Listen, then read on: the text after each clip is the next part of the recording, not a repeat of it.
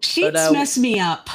For me personally, if I do that, then I just can't focus. But I've been on podcasts where people were like, they'd ask me a good question and then I'd answer it thoughtfully, and they go, mm-hmm.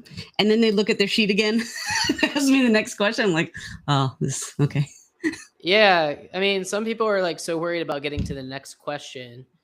It's the thing is, with a conversation, you could focus on one topic the entire time. I mean, you're a comedian. Do you do like stand-up comedy as part of like? Okay. I do improv, and my stand-up is I write parodies. So there's some talking, but it's mostly parodies about menopause. You'd love it. I sound like I'm your target audience. You are totally my target audience because it's educational. Oh, perfect. Well, that's a subject I can't say I know a lot about in, but I'm always Nobody does. Nobody does. That's the awesome part. Nobody fact checks me. Yeah. That kind of reminds me of like the Patch Adams movie when he like makes the legs in the movie. Yeah. Welcome. I just want to remember to tell you, I didn't know this ahead of time, but there's major construction going on in my street. So I'm using a directional mic, and I'm hoping right now it doesn't sound like much is going on out there, but I think everybody's on lunch. So let's just hope it goes for the next hour. But if you hear like super loud beeps and it's annoying, let me know. We might have to reschedule. They're literally tearing the street up to put new water pipes in. I just found out this morning. So right now it's fine, I think. It's okay. But I mean, the comedy piece, and you also do art. I mean, I see lots of art behind you. What came first, the artistry, the comedian piece, the chicken or the egg? Right? Kind of all developed at the same time, I would say. I would also say that comedy, when growing up, was more of a defense mechanism. And alternately, art was a pain point. Interesting. Just thought of that, but it kind of was. Yeah.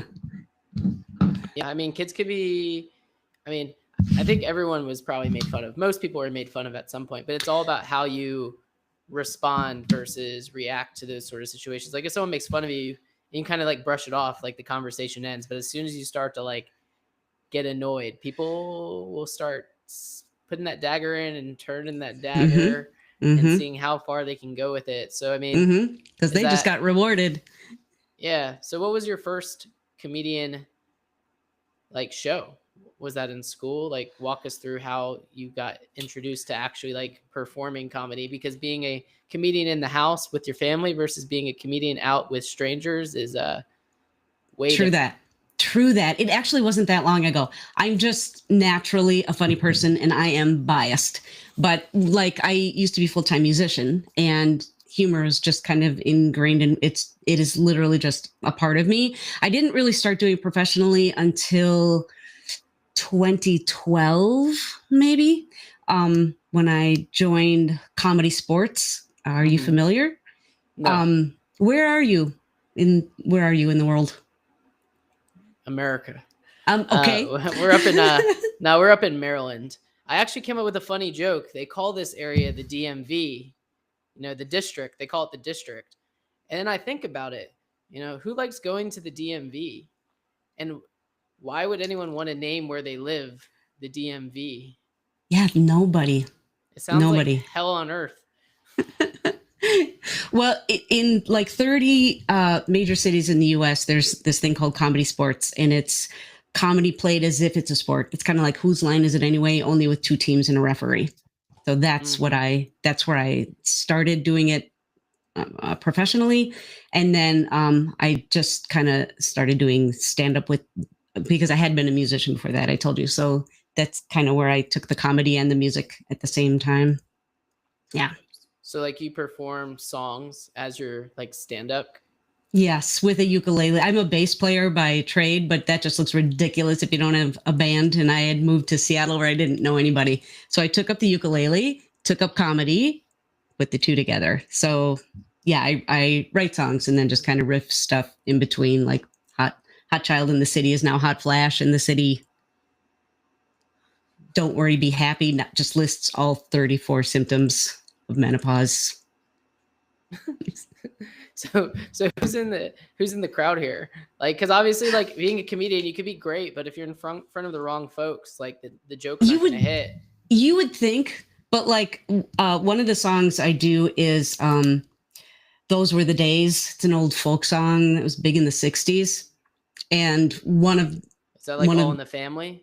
No, those were the days, my friend. We thought they'd never end. We'd sing and dance. You're young. Just know it was a thing. Oh, I was thinking Archie Bunker. Oh, which I love, but no, it wasn't Archie. It was this folk song that was done by somebody, Mary something. I don't know. But one of the lines I wrote is, once upon a time when we were younger, we were thinner by a size or two. Remember how we laughed away the hours? Incontinence meant nations to me and you. It's funny, no matter who you are. So I try to aim for lines like that. How did you stumble across this niche comedy that you have with musician? You said you're a musician, so I mean, it was like, hey, how do I incorporate a talent into something to separate yourself from other people? But like, how come you ended up into like these sort of jokes? Super good question. There's a reason for it. It wasn't just a, hey, I've got an idea.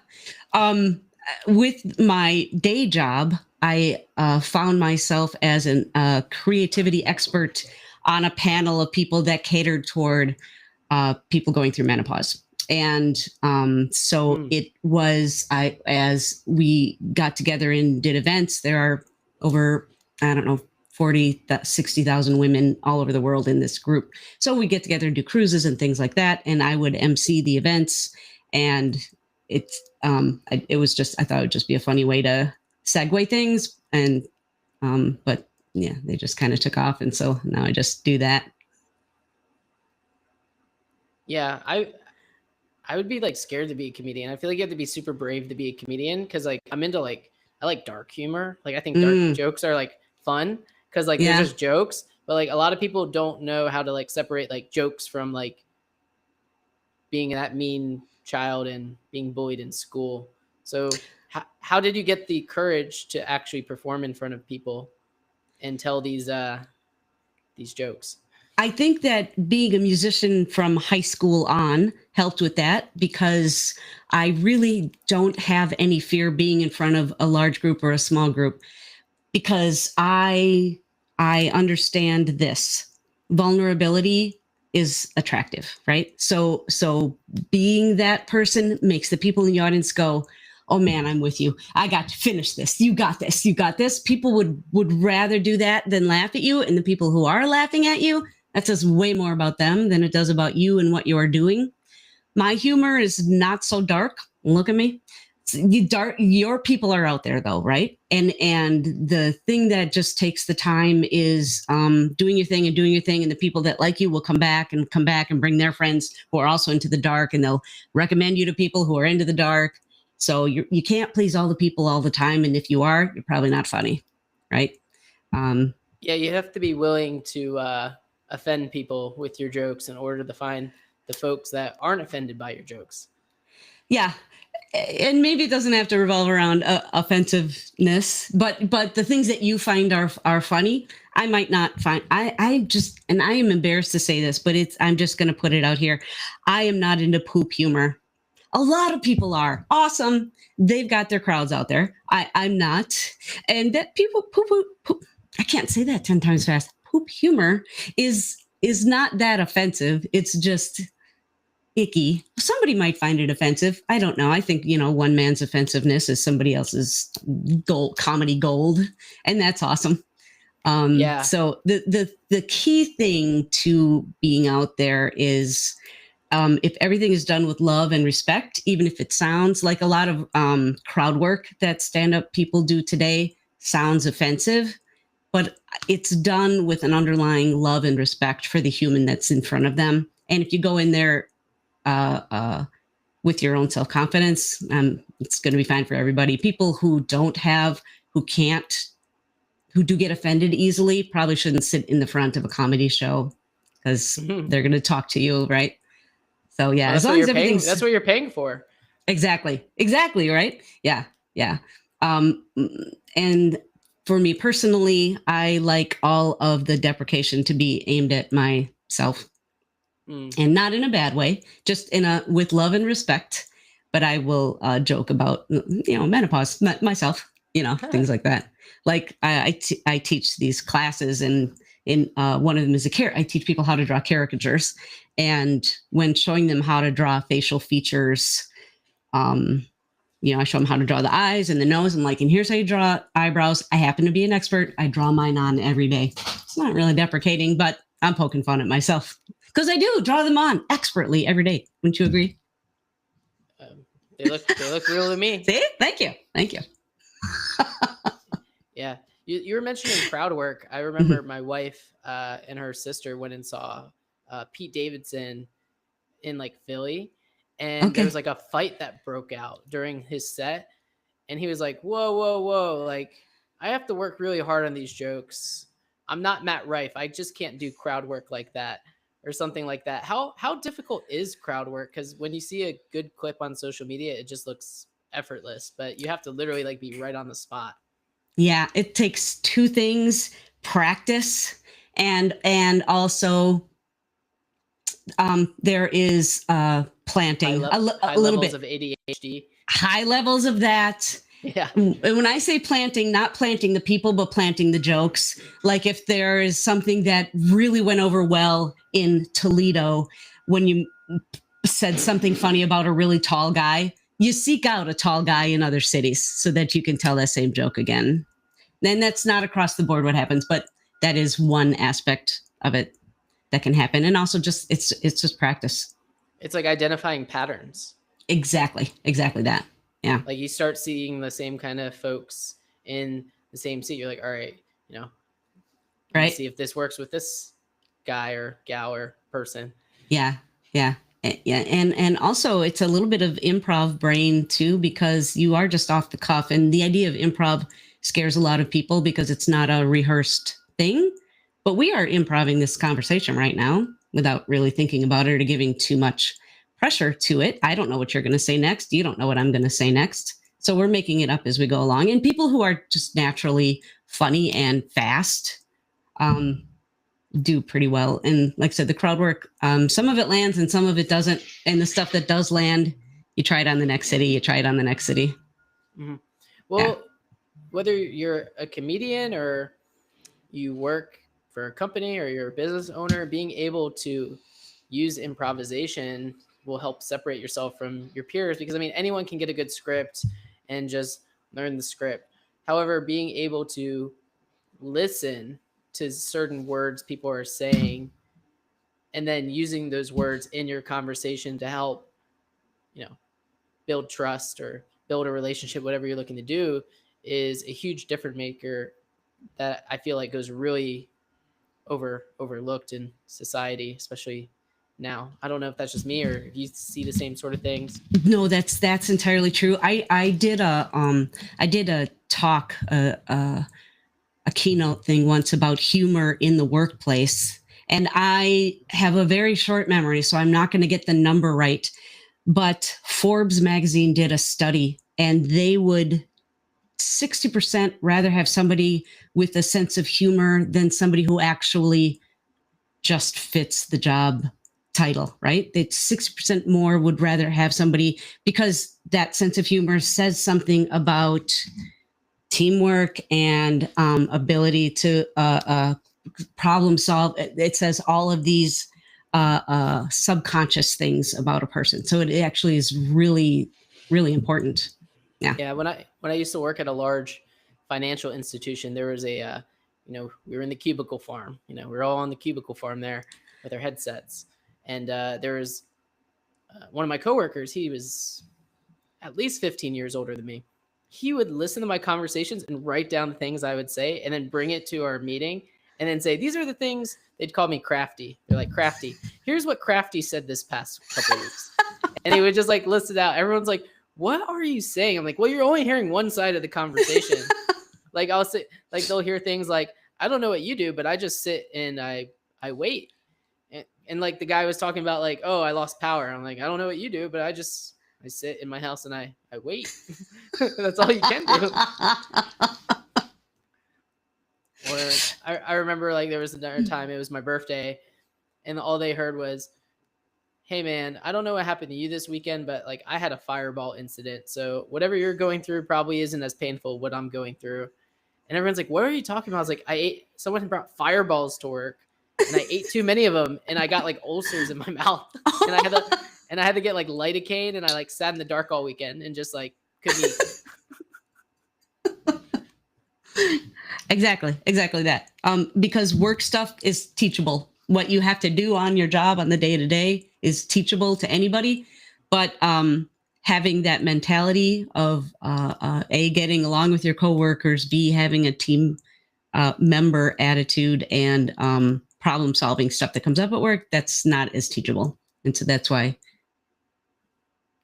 Do you think people are just like born with it? Yeah, I think it can be developed too, but I do think that people are, or at least it comes more naturally. Maybe in the same way it comes more naturally for some people to play golf than other people. So you can still learn how to play golf. It's just a lot more work. I'm biased, but I think it's worth the effort to put in to try to become that person. But the enemy of humor is overthinking, right? And it's really hard to shut that muscle off. But the great byproduct, if you can figure out how to do that, is you're no longer an overthinker. Yeah, I mean, I've learned to sometimes stop myself from saying certain things just because if I don't know someone and I don't understand maybe what they like or don't like, it could come across the wrong way. The English language, like you could say something and it means no harm, but someone thinks you're being offensive, or I don't even know. It's so weird. It is. And they don't all land. And like I said, if they do all land, you're probably not funny. And it's super uncomfortable when you say something and the people look at you like, did that really just come out of your mouth? And like, I was trying to be funny. Oh man, nothing worse. Doesn't stop me from doing it the next time. Yeah. I mean, my wife, Roxanne, she laughs at me when I'm not even like trying to be funny. And so I don't try to be funny. I just act the way I act. And like, there'll be times where she just like starts cracking up. Like I do in a financial video. I do them like once a quarter. And I was talking about, I was like, listen, if this happens, everyone's favorite R word could happen or something like that. I was like, but I'm not going to say it. Like talking about like a recession. She just like started busting laughing. She's like, that was pretty funny. I was like, I don't know. I wasn't trying to be funny. You've got this great deadpan energy about you. Deadpan? Deadpan? What's a deadpan? Like bedpan? Exactly that. You've got bedpan energy. No, deadpan that's energy. Not what it is. It's exactly what your wife was laughing at. You can deliver. I fall on the goofy side, so it's tough for me not to. I'm that kind of funny person. But you can just deliver a line super straight, and what you say is funny, not the like my face has to say, see, I'm being funny. Yours doesn't. That's deadpan. Make sense? Yeah. I've been told I'll be in like people trying to sell me stuff. They'll be like, I can't read you. I was like, is that a bad thing? Yeah, to everybody else, it's awesome for you. But that's awesome exactly what it is. You look super straightforward, but you deliver. And you're like, I think that was funny. It's good. It's a good. I mean, if it's funny, people will laugh. If it's not funny, then there'll be silence. However, I've never done stand-up comedy. I haven't gone through I haven't put in the same work you have. But I like to study. Like people, like I'll watch like the same thing over and over. And what I've learned, and I think Dave Chappelle said this, he said, the power to any joke is that silence. If you can get a room dead silent and you're just like, all right, I'm in it right now. Yes. Like when you have the silence, like some people are like awkward with the silence. I look at it as when you have the silence of a room, like people are like, what the heck are they going to say next? Yeah. Yeah. Same with an acting performance, same with a musical performance. And sometimes it happens in a fraction of a second. There's a something that they call a choke. It's where the music stops for just that quarter of a second, and then bam, they come back in on the next note. That little bit of that, just that tiny little bit of dead silent sucks you in. Like you almost hold your breath when listening to it. Same thing with comedy and with acting. And it's can be painful to attempt because situation has to be right. And because if you're just not good and you're quiet, then it's just awkward. Everything has to be magic for it to happen, but it's awesome when it does. Mm-hmm. Yeah, I mean, I feel like with comedy, you have to accept that it's going to be hard and you are going to fail. And like you're going to build up those calluses on your hands and just basically become stronger and stronger with each attempt. Yep. Kind of the same with art, kind of the same with anything that you don't just wake up good at, right? It's painful to begin with or painful to share that you're doing the thing, because as humans, we don't like to not be good at things. Nobody likes to not be good at a thing. And comedy happens in front of a bunch of people. You can't practice that in the mirror and have it be the same out on a stage. It is not the same out on a stage. So you can memorize your stuff in front of the mirror, but you're starting over again as far as rehearsing and getting it where you wanted to get in front of people. And it's super rewarding though. It's super rewarding in all the ways. It's a very legal high, and it's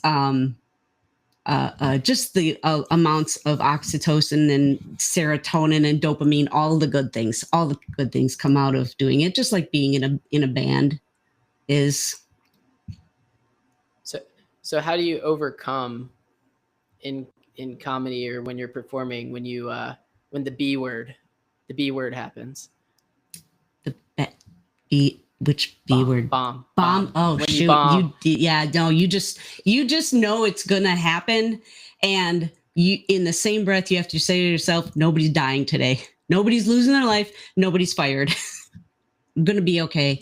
The bombs have to happen. Here's why. And this is a good microcosm lesson for life as well. We strive for safety. We strive for here. This is good, right? This is amazing. This sucks. This doesn't happen without this. If you're just coasting along and you're safe and no one's laughing at you, no one's criticizing you, you're just living here. And that, I can't think of a more boring life than that. This has to happen for that trajectory in this direction for this to happen, because you don't know where this is unless you visit here, right? If this doesn't happen, you're just living a zero excitement, just a flatlined life. So this has to happen so that you appreciate this as well. Otherwise, this is your new zero, but this is not sustainable. So this painful. There's no getting around that. And that can be said in a lot of different aspects of life where, I lost my job, but then I got this great job that I really love. You know what I mean? This is just going to happen. That's what life is. I don't believe that you could be a winner without being a loser. Exactly. Jinx, you owe me a Coke now. Yeah. Same. Yeah. You can't be a winner because then you're just here. You're not a winner or a loser. You just live in here. If there's no loss, you're not even playing. That's it. Exactly. Yeah. You got to play the game to win. And sometimes you play the game and you lose. But in order to win, you have to risk losing. Yes. You don't win the lottery if you don't buy a ticket. And you don't buy a ticket without giving $1. Yeah. I've never played the lottery. But that's just me. Me either. But I love Vegas. I love Vegas because I am into kitschy things and lights and shows but not the gambling bits. Have you attempted to gamble? No, not really. I have bought lottery tickets with friends when we're all sitting out somewhere and everybody gets $10 worth of scratch offs or something like that. But it kind of doesn't even cross my mind when I go to Vegas. Sometimes people are like, take this 20 and put it in a machine for me. I will go and do that for my friend. I just have no interest in it. It's kind of like I won't ever jump out of a perfectly good airplane, or I'll never bungee jump. I feel like I'm allotted so much good luck in life, and I'm not going to waste some of it on doing an insane thing. I don't need the rush there. I get rushes in other places, like being on a stage. I don't need to get it from jumping out of a plane or something like that. And I kind of feel about gambling the same way, that it's just like doing dangerous things. I just won't. Well, I mean, being a comedian's taking a big gamble, right? I guess you're right. Nobody's breaking their legs, though. Yeah. But you're right. It is. Yeah. And you know what? I'll bet there are plenty of people who jump out of airplanes who are like, I will never get on a stage. And you know what? That's okay. One of my favorite quotes from Winston Churchill is, if two people are exactly alike, one of you is unnecessary. So it's really pretty cool that we're all into different things and like different things and have different tastes. Awesome. Yeah, because I mean, you've like worked with some like big companies, right? With comedy stuff. Not with the comedy so much as the art. The art. Let's talk about the art then. Let's talk about it. Yeah, that's my main gig, actually. Okay. Yeah, my clients include Netflix and Disney and Spotify and Facebook and Amazon and Microsoft and Google, and name a big company. I've probably dealt with at least one of their teams, if not more. And I've not been on Netflix. I've not been on Disney. A lot of people make that mistake. No, I teach corporate events to the people behind the scenes. How did you get discovered for that? Because those could be really life-changing opportunities for they someone have like you. been. They really have been. So I am an artist by trade. I went to school for that and worked at ad agencies, and I designed paper plates for a while. You may have eaten off my work.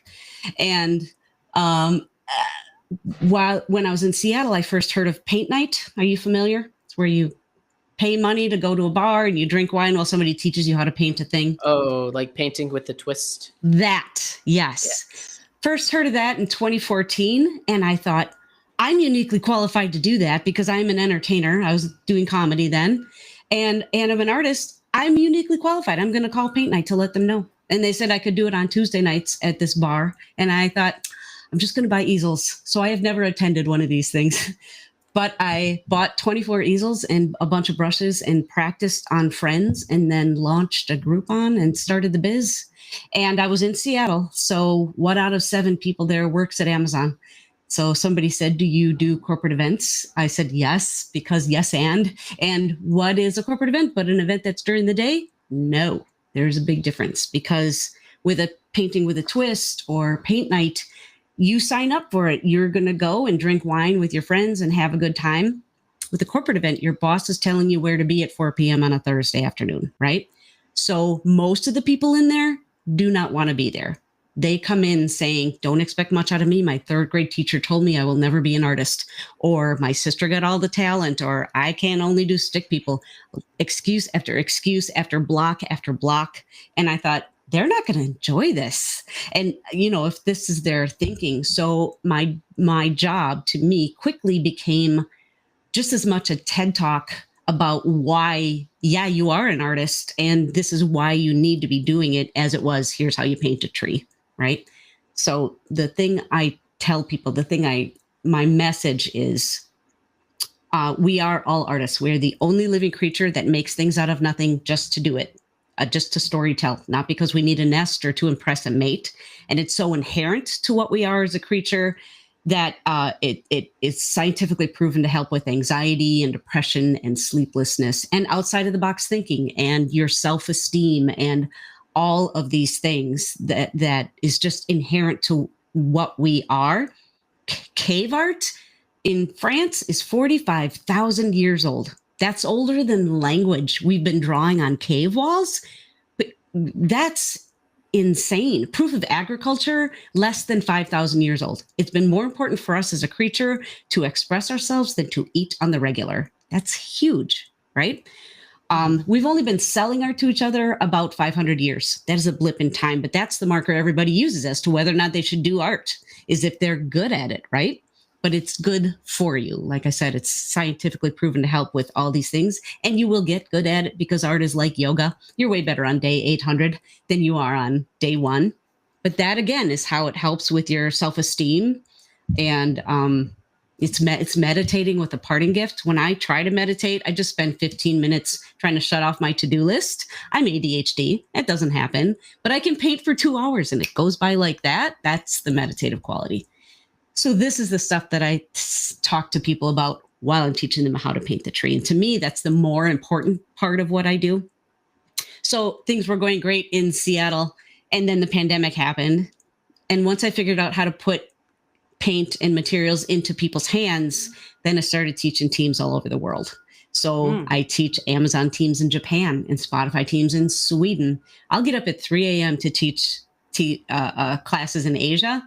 That's okay because I live alone with a cat who ignores me, and I like bragging about it. So I don't mind doing it. I love doing it, actually. And I feel like I'm doing what I'm supposed to be doing in the world.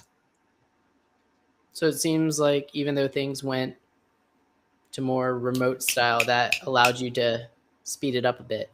Right? This happened, then that happened. Yeah, exactly. Yep. Yeah. What's the biggest difference between the remote and the in-person? What's like more challenging and what's like easier for you?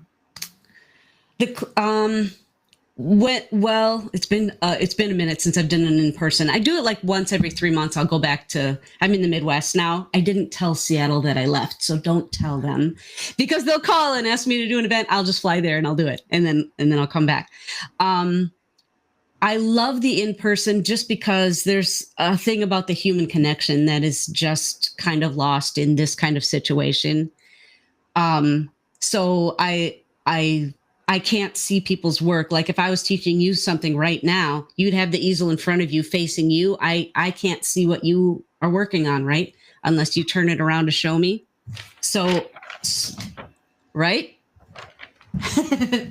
so that little bit is lost. I love to walk around when I'm teaching an in-person class, because about 10 minutes in to the classes, when people start going, mine doesn't look anything like the teacher's, I must be doing this wrong.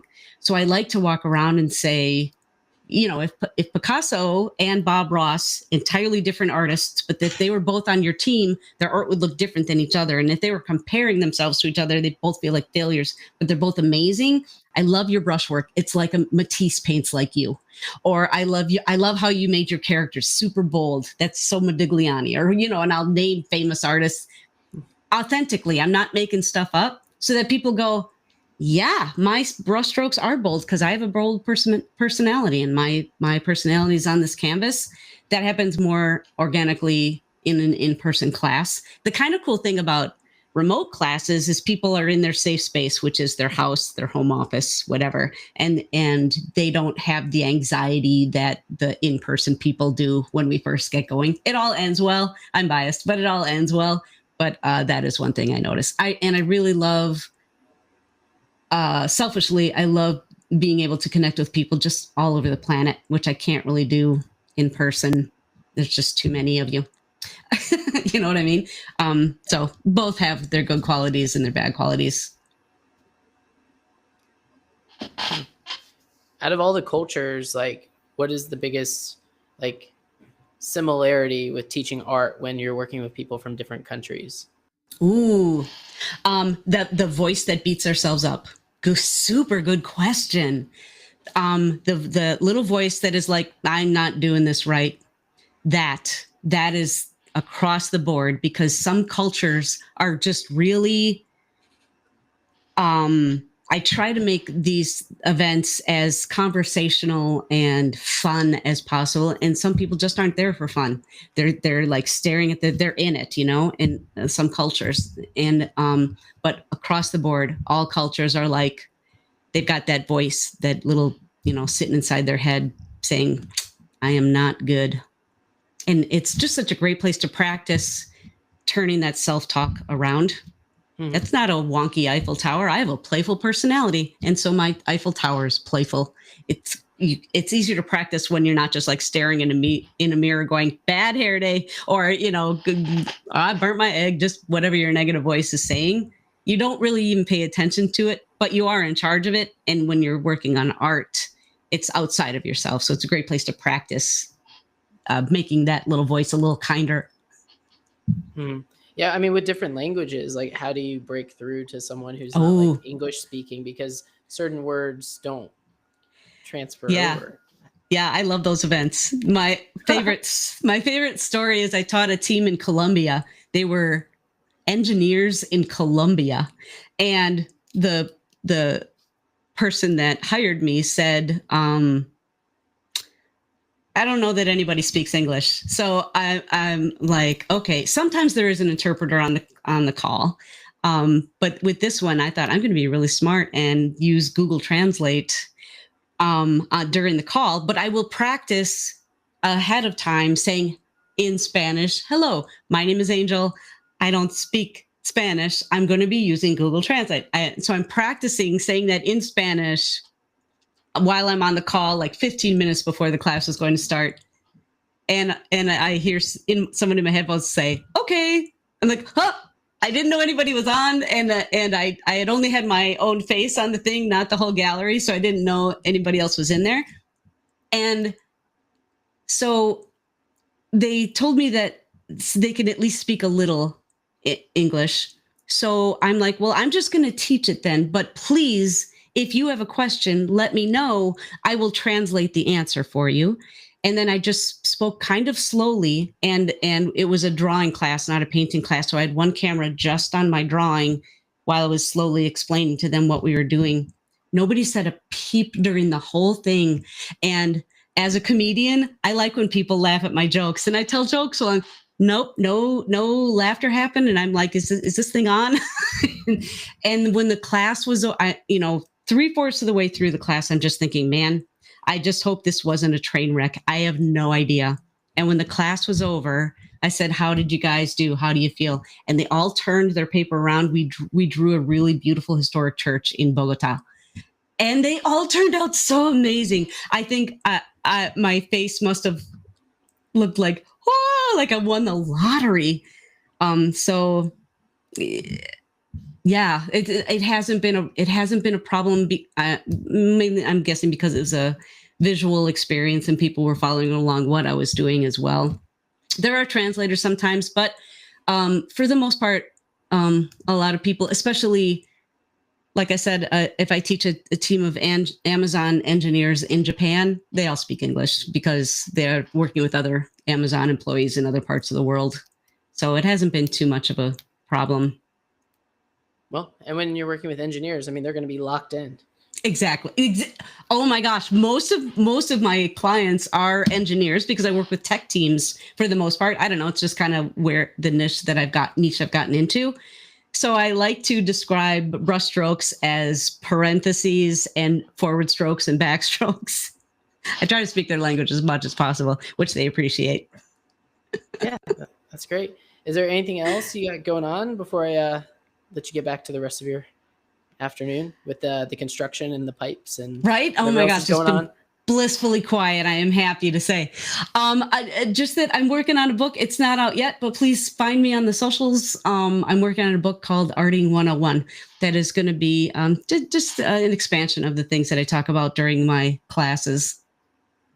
Sweet. Yeah, we'll get it out there. And I was happy we were able to make this happen. I know we had a couple calamities that we had to shift through to get you here. We got it. We did it. All right. Awesome. We'll see everyone next time. Bye, everyone. All right. Thank you.